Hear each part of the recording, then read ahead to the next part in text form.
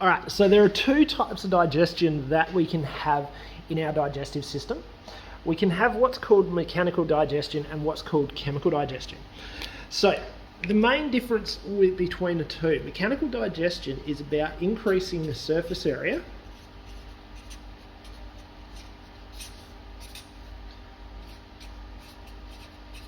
of our food that we're eating. Okay, so think about it this way. Let's say that we're eating, I'll be nice to our vegetarian friends, so let's say we're eating a piece of potato. All right, you've got a large, so let's just go with a chip. Let's go with a potato chip. All right, so here's my potato chip, all in one, and I'm feeling a bit peckish, so I swallow the whole thing whole. All right.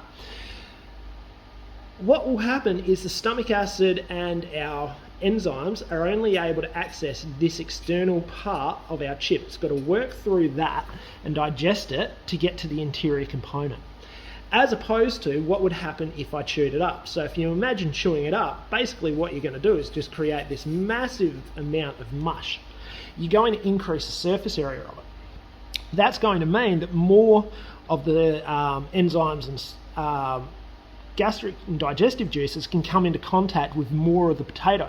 So by increasing the surface area, we're increasing the speed that digestion can occur, and we're increasing its efficiency. It's also better for you, okay? So chewing your food is actually better for you. Chemical digestion is about breaking down chemicals, or the chemical components of your food,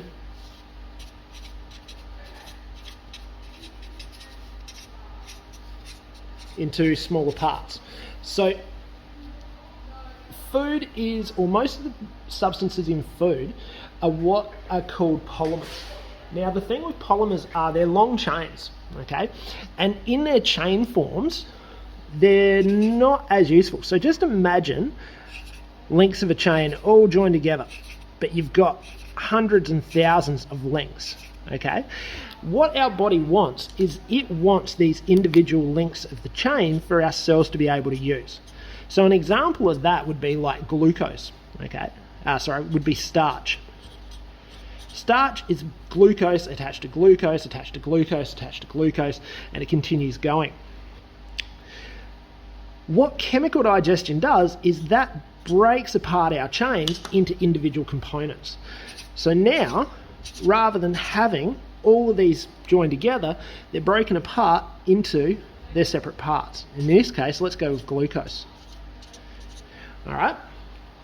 So the aim would be for starch or other carbohydrates to get broken into glucose for our body to use for cellular respiration.